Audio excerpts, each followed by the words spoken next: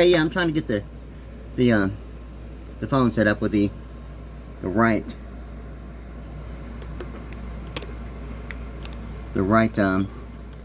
height, the angle, and the lighting and everything. So yeah, so normally, like when I'm involved anything with, like, you know, when I like practice drums, I normally wear like a skull cap or whatever, and I kind of got used to it for a while, but yeah, normally it was only then when I used to do that. But anyway, yeah, so anyway, I'm trying to, I have a new view here. It's really not a new view, it's just it has a little bit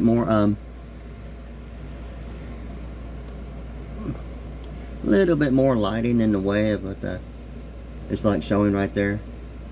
And I mentioned before that that what you're seeing up there, you know, by the air conditioner, those are actually only two different types of FX laser lighting, and each of them have multiple patterns, and from that point, from multiple patterns to sequences and involving fading, flashing, strobing,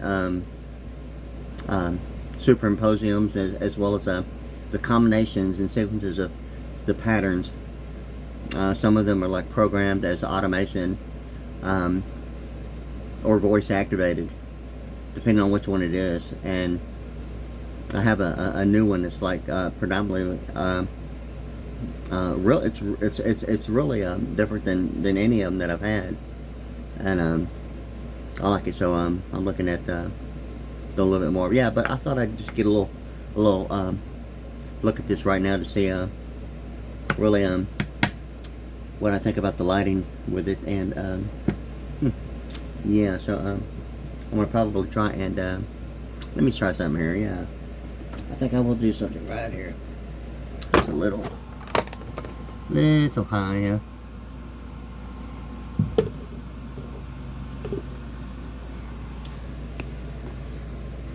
Okay, how's that?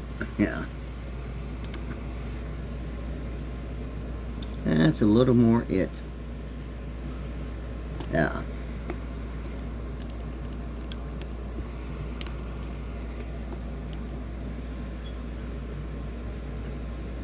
Okay, alright, great, yeah. So, you know, like I say, I have my guitar set up here. Actually, I practice my twirling my drumsticks, and I just got a guitar. I was really wanting, and I'm eventually going to get it as the John Petrucci, the Ernie Ball Music Man, John Petrucci Majesty 270, or the Majesty 7, or yeah. Anyway, that's predominantly what I'm ultimately looking at. And it was the I believe it's pronounced the Curling Paradise.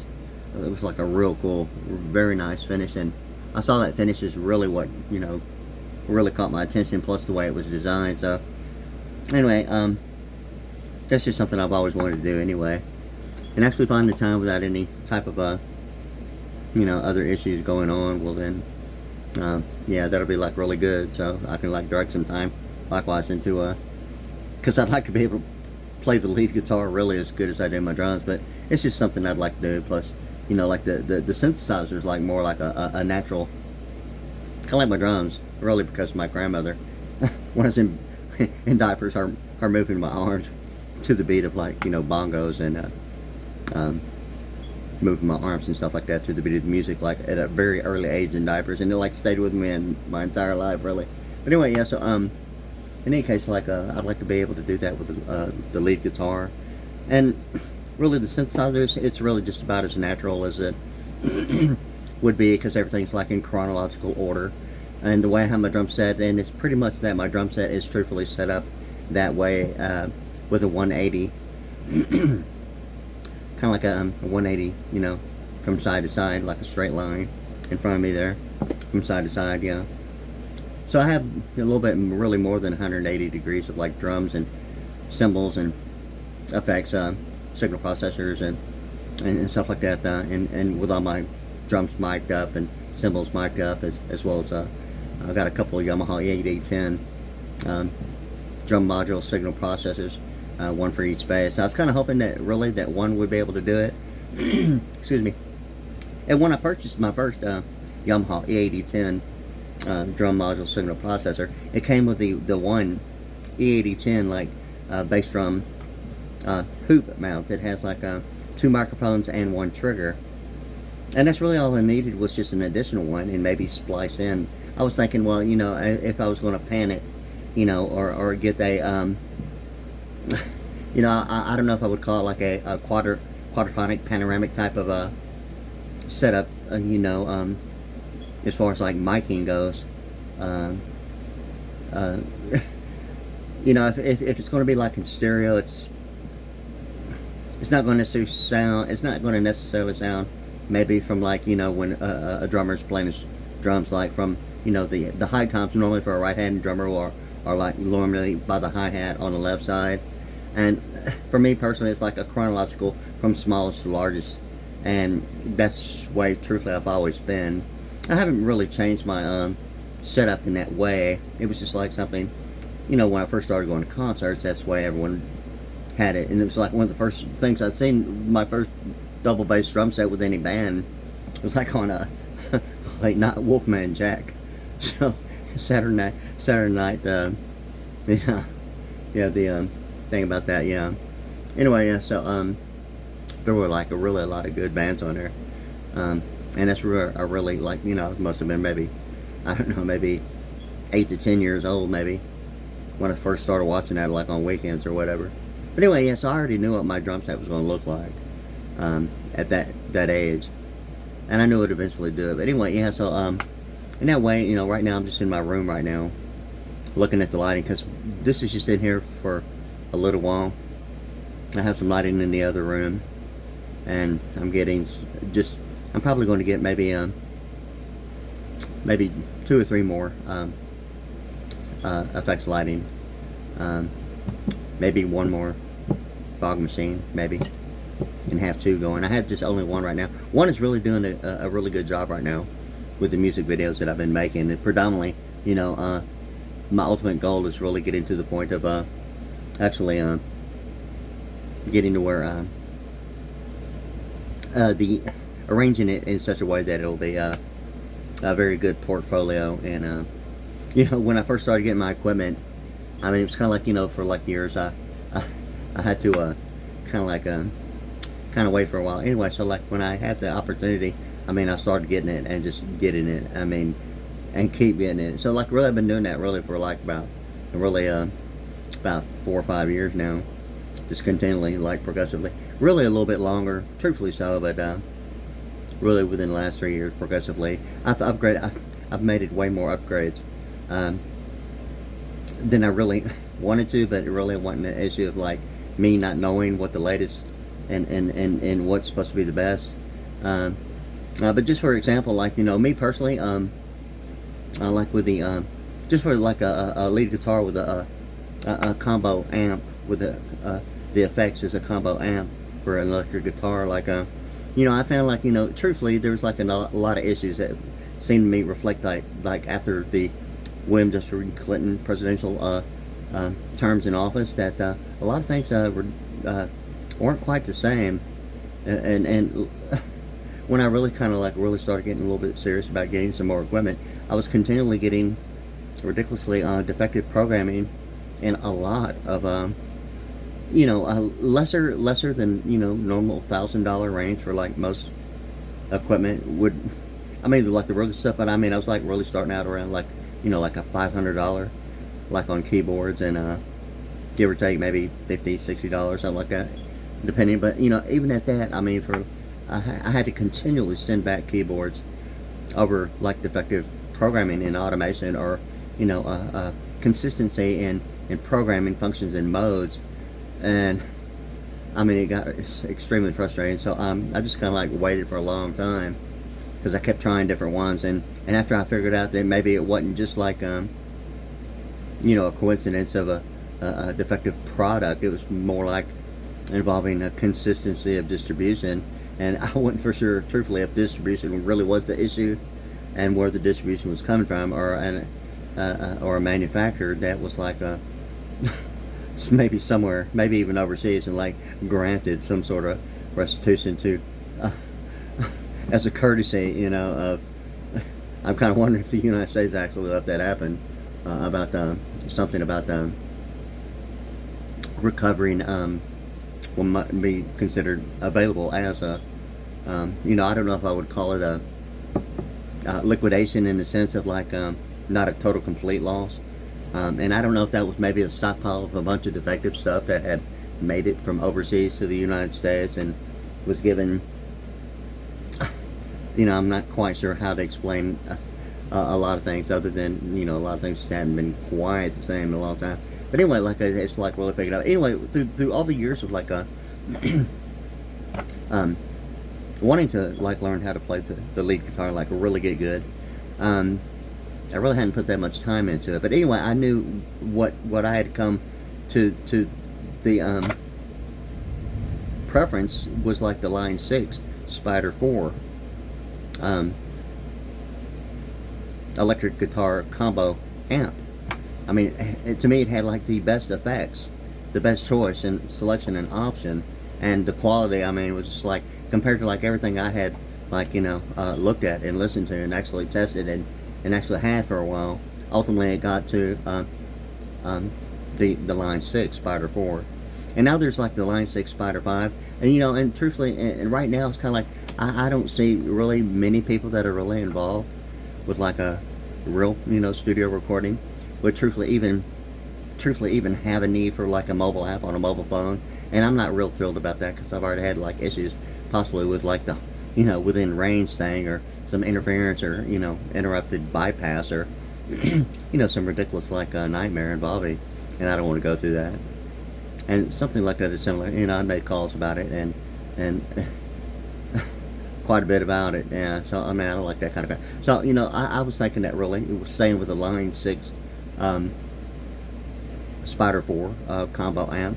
You know, any wattage, you know, because like I say, like the Line 6 Spider 5, it has software applications, mobile apps capabilities, and I can't see a real studio sound engineer, or like really anyone in a recording studio, even needing a mobile phone or a mobile app in any kind of way to really do, you know, live recording or post-production, really, truthfully, at all.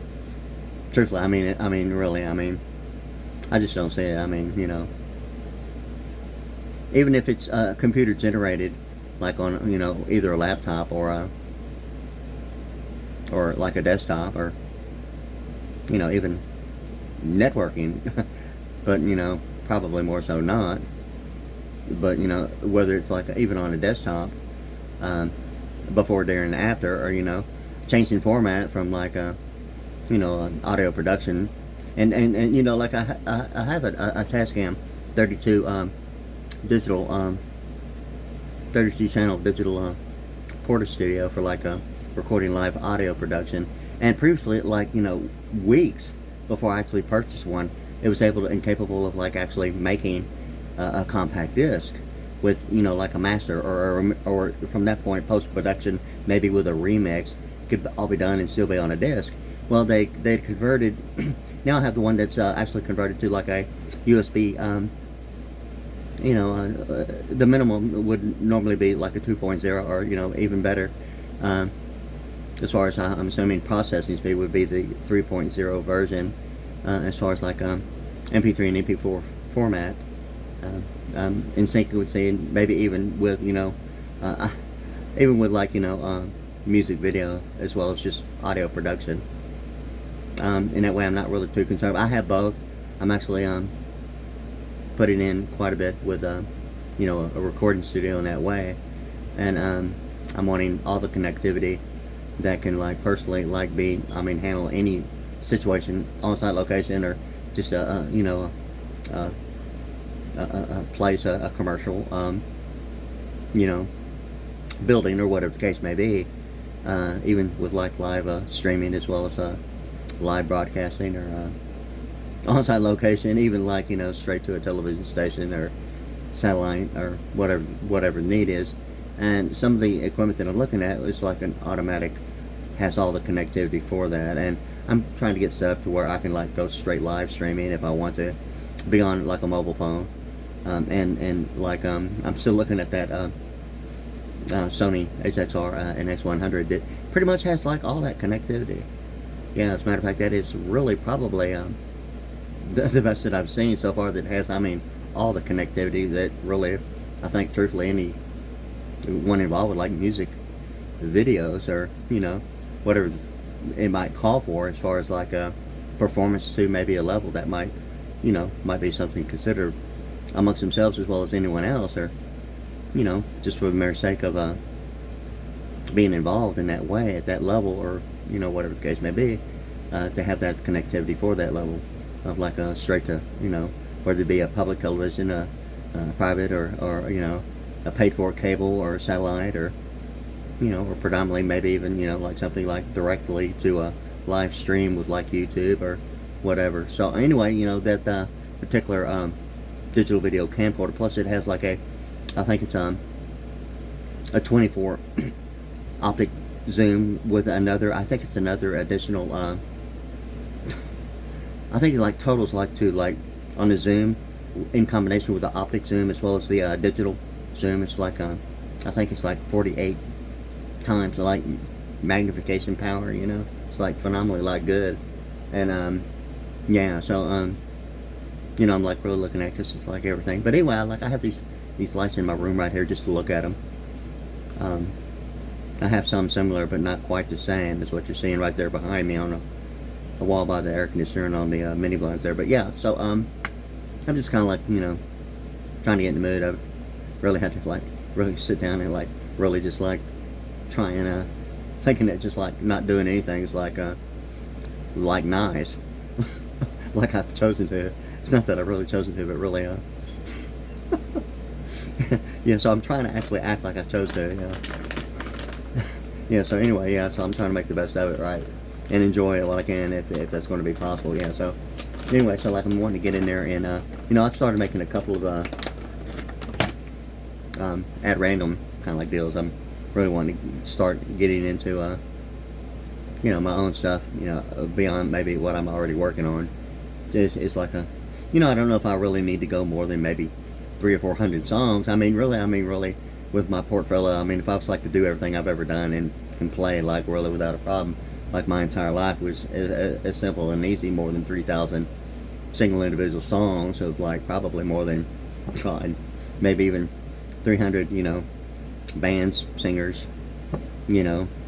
In that way, I hadn't really counted that many, but truthfully, I'm sure it's probably somewhere, because as far as I counted, like really, we're just somewhere around the 80s, really ranging from like maybe, you know, with a very few bands like in the very late 60s, and even more so kind of progressively, maybe a little bit more as far as the percentage like during the 70s, but like, you know, really right towards the end of the late 70s, I would say, like the last 2 years, 78 and 79, and then the 80s is kind of like bam, you know, it's an automatic, you know, close to 150 bands just at that point.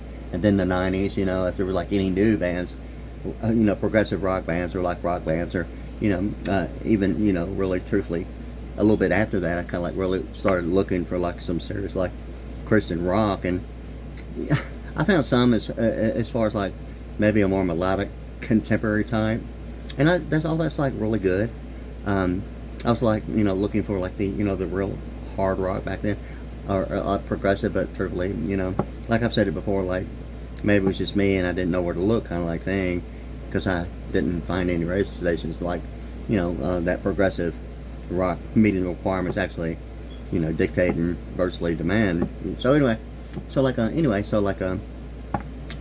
trying to like decide on how many songs would really be more than enough, and not so much as like God does it ever end thing. And really, you know, I'm sure that truthfully after maybe 300 songs, I mean, I'm sure someone's going to say God does it ever end, you know. And really, you know, truthfully, I mean, I might take the time just to do it, but, you know, I just want to make sure that, you know, there's going to be not any deviation from yeah, and there's like a, you know, kind of like it's almost like a you know, the portfolio itself is something that I want, that like when like musicians like predominantly in the Houston area, you know, or just like, you know, someone that can like, you know, just like go in and wherever they want, like anywhere, you know, if that's going to really be an issue, you know. But really, I'm kind of like here trying to take care of some things myself and kind of, you know, make what I am going to make of it here, or decide, you know, what's the next thing, you know. But truthfully, yeah, so I'm trying to get it done to a real good, serious, non-stop, not a contesting issue with just like any external interference or whatever the case may be, and have a thorough, progressive, and not a problem issue continually. Okay. So anyway, so as far as my portfolio goes, and which is like YouTube, I don't know if I want to actually. I don't think I'm gonna put this right here on YouTube, truthfully, but anyway, yeah, the YouTube.com Wade ASVPRIDDY. That's WADEASVPRIDDY channel on YouTube.com. Predominantly me with my lighting and quite a bit of equipment. And really, I mean, you know, like I'm saying, really, as far as like mobile apps involving audio production, like recording studio quality, I'm almost finding it hard that really any sound engineer or anyone like in the recording studio, that would probably even include musicians, most for sure, you know, the sound engineer, producers, and all of them. I can't see really anyone in, you know, the recording studio even needing a mobile app in any kind of way during, like, you know, live recording. I find it almost hard to believe that, really, truthfully, that would even be needed, like in a even a live recording, like in an arena.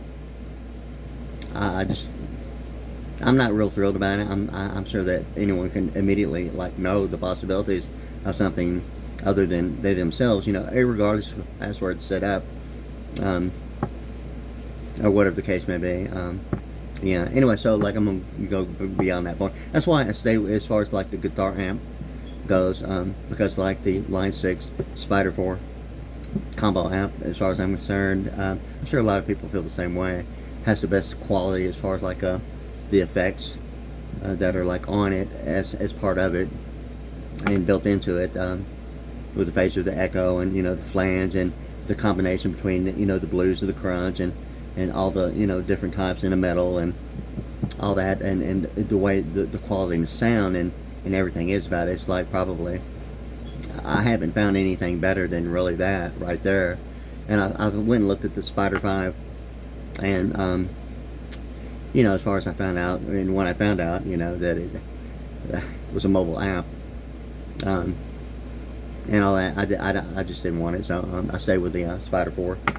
So anyway, yeah, so anyway, I'm just kind of getting a little test here. I'm going way longer than I wanted to with this right here, but yeah, I just wanted to get a good look. I'm going to probably change and get a little bit more of an indirect lighting than a reflective, almost kind of a. Anyway, I'm going to look at the lighting here and maybe get it a little bit more the way yeah, is it the lighting? Yeah. Okay. So anyway, yeah. So anyway, there it is right there.